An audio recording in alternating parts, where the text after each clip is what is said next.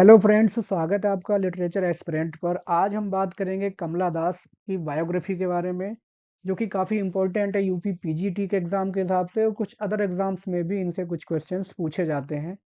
तो बने रहिएगा अंत तक वीडियो में।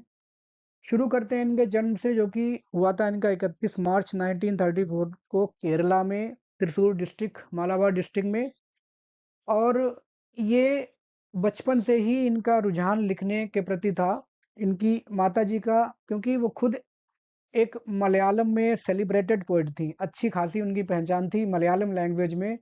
तो जब माँ बाप के कुछ गुण बच्चों में यूं ही आ ही जाते हैं, तो उनको अपनी माँ को लिखता हुआ देख करके शुरुआत से ही इनका रुझान लेखन की तरफ बढ़ा।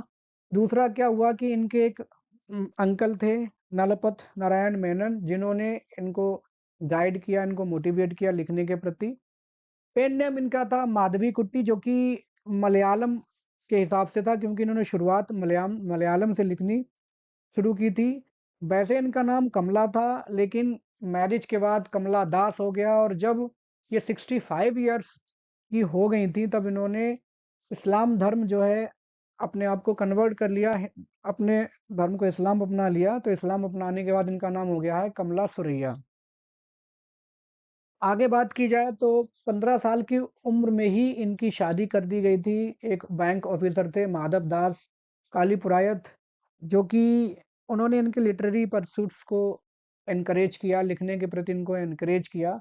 और 1960 में इनकी पॉपुलैरिटी इंक्रीज हुई और इनकी पहचान बनी emerging voice in Indian English poetry, क्योंकि बहुत कम विमेन पोएट हुई हैं इंग्लिश लिटरेचर में, इंडियन इंग्लिश लिटरेचर में, और ये उनमें से एक थी। और इनके जो सब्जेक्ट्स थे, इनका जो सिलेक्शन था लिखन लेखन का, कि किन विषयों पर लिखा जाए, जिसकी वजह से ज़्यादा पॉपुलर हुई। और कहीं ना कहीं थोड़ा बहुत कंट्रोवर्शियल टॉपिक्स भी इन्होंने सेलेक्ट किए, जैसे जो महिलाओं का एक जो समाज है अपना, उसमें कहते हैं कि पेट्रियार्कल सिस्टम ज़्यादा है, जहाँ पुरुषों की ज़्यादा चलती है, महिलाओं की सुनी नहीं जाती है। तो उस हिसाब से इन्होंने विमेन राइट्स, चाइल्ड राइट्स, यहाँ तक कि जो सेक्सुअल नीड्स हैं विमेन की, जिनके बारे में लोग बात करने से शर्म आते हैं या उनको हेजिटेशन होता है, इन्होंने खूब उनके बारे में अच्छे से लिखा है। तो कहीं ना कहीं ऐसे टॉपिक्स को चुना था, जो कि आजकल भले ही एजुकेशन के स्प्रेड से धीरे धीरे वो चीज़ें कॉमन होती जा रही हैं, लेकिन जब ये लिख रही थी, जाहिर सी बात है उस समय ये चीज़ें इतनी कॉमन नहीं थी। कि एक आदमी तो सेक्सुअल नीड्स की बात कर सकता है, लेकिन अगर कोई महिला सेक्सुअल नीड्स की बात करती है, तो उसको बेशर्म समझा जाता है, जो कि बहुत ज़्यादा एक्सेप्टेबल नहीं माना जाता है। आज भी कुछ चीज़ों को आप पब्लिकली नहीं बोल पाएंगे, परिवार में अगर बहुत से लोग बैठे हुए हैं, तो उन सब्जेक्ट्स पे उन्होंने बहुत अच्छे से लिखा था, जिसकी वजह से ये काफ़ी पॉपुलर होती गई लिटरेरी वर्ल्ड में और सोसाइटी में भी। आगे देखते हैं। राइटिंग करियर की बात करें तो उनकी शुरुआत इन्होंने की थी शॉर्ट स्टोरीज से। और वो शॉर्ट स्टोरीज उन्होंने पहले मलयालम में लिखी, बाद में इंग्लिश में लिखनी भी शुरू की। और जब इंग्लिश पोइट्री इनकी फेमस नहीं हुई शुरुआत में, तब इन्होंने एक बार कहा था कि poetry doesn't sell in this country. लेकिन धीरे धीरे अनुभव के साथ ये सीखती गई कि कैसे अपनी पोएम्स को कमर्शलाइज करना है, कैसे उनको बिजनेस पर्पज से उनको प्रमोट करना है लोगों के बीच में। इसके अलावा उनके जो कॉलम्स थे, जिनमें वो चाइल्ड इशूज़, विमेन इशूज़ को उठाती थी, जिसकी वजह से वो लिटरेरी सर्किल में बहुत ज़्यादा पॉपुलर होती गई। इनकी जो टोन है पोएम की, पोएट्री की, वो कन्फेशनल है। कन्फेशनल का मतलब होता है कि खुद के बारे में कन्फेस करना कि हाँ, मैं ऐसा हूँ या मैं ऐसी हूँ। तो इस टाइप से अपनी सारे सीक्रेट्स को, या जो भी है, अपनी लाइफ की उन इच्छाओं को खुलेआम बता देना, जो कि लोग बताने से डरते हैं। तो इस टाइप से उनका जो टोन थी वो कॉन्फेशनल रही है पोइट्री के बारे में। बाकी अपनी कॉन्फेशनल पोइट्री की वजह से इनको कैटेगराइज भी किया जाता है एनी सेक्सटन, रॉबर्ट लॉयल और सिल्विया प्लाथ जैसे राइटर्स के बाद। इनका जो पहला पोएट्री कलेक्शन था वो पब्लिश हुआ था 1965 में, समर इन कैलकाटा। क्योंकि अपने पिताजी के साथ अक्सर ये कोलकाता में रही, इनके पिताजी की वहीं पे जॉब थी, तो वहीं ये रही हैं। बाद में फर्स्ट कलेक्शन का नाम भी इन्होंने यही रख दिया, समर इन कैलकाटा। सेकंड जो पोएट्री कलेक्शन था, द डिसेंडेंट्स, जो कि पब्लिश हुआ 1967 में। अब इसके पब्लिश होने के बाद जो इनकी directness of her voice, direct कह देने की बात और कह देने का जो इनका तरीका था, उस तरीके से इनको मार्गरेट दुरास, सिल्विया प्लाथ से अक्सर इनको कंपेयर किया जाता रहा है। जब ये 42 इयर्स की थी तब इन्होंने एक अपनी ऑटोबायोग्राफी लिखी जिसका नाम था माय स्टोरी। मलयालम में एक्चुअली ये लिखी गई थी जिसका नाम था एंते कथा। ऐसे पॉइंट्स आपको एग्जाम के हिसाब से याद रखने हैं क्योंकि यही पूछा जाता है कि मलयालम में क्या नाम था और इंग्लिश में क्या नाम था, किस उम्र में लिखी। तो 42 की उम्र में इन्होंने लिखी थी एंते कथा और बाद में इसको इंग्लिश में ट्रांसलेट किया। जब ये आई इनकी बायोग्राफी लिटरेरी वर्ल्ड में तो बहुत सारे लोगों ने इनका बहुत मजाक बनाया क्योंकि इन्होंने बहुत सारी बातें उसमें लिख दी थी किस तरह से एक सेक्सुअल फ्रस्ट्रेशन इन्होंने अपनी मैरिज में, क्योंकि 15 साल की उम्र में ही इनकी मैरिज हो गई और इनके जो पति थे वो इनसे काफी बड़े थे उम्र में।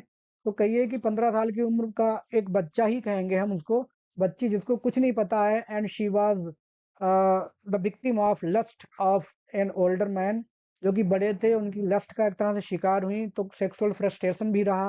वो सारी बात इन्होंने अपनी उस बायोग्राफी में लिखी। अब जब बहुत ज़्यादा अप्रोर हो गया, बहुत ज़्यादा उसका क्रिटिसिज्म हो गया, तब बाद में इन्होंने कहा कि नहीं नहीं वो तो बस फैंटेसी थी जो मैंने उसमें लिख डाली। खैर वो अलग बातें हैं, लेकिन फिर भी इन्होंने कह सकते हैं कि डेयरिंग ही थी वो जो इन्होंने लिखी। इनका जो ट्रीटमेंट करने का तरीका है सेक्सुअल सब्जेक्ट्स को, चाइल्ड इशूज़ को, विमेन इशूज़ को, पैट्रियार्कल सोसाइटी के जो डोमिनेशन है उनको, वो बहुत ज़्यादा एक्सप्लिसिट रहा है जिसकी वजह से काफ़ी कंट्रोवर्शियल भी रही हैं।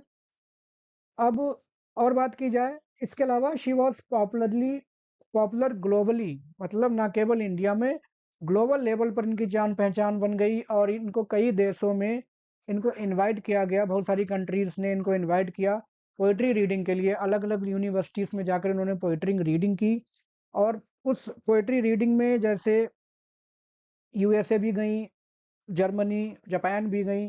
बाद में इनके वर्क्स को अलग-अलग लैंग्वेज में ट्रांसलेट किया गया जैसे German, Russian, Japanese and French. इन सारी लैंग्वेजेस में उनके वर्क्स को ट्रांसलेट किया गया और करिकुलम में शामिल किया गया। जो उनकी लास्ट बुक थी जिसका नाम था the cape woman and other stories featuring translation of her short stories was published posthumously. इनकी डेथ के बाद ये इनका वर्क पब्लिश किया गया।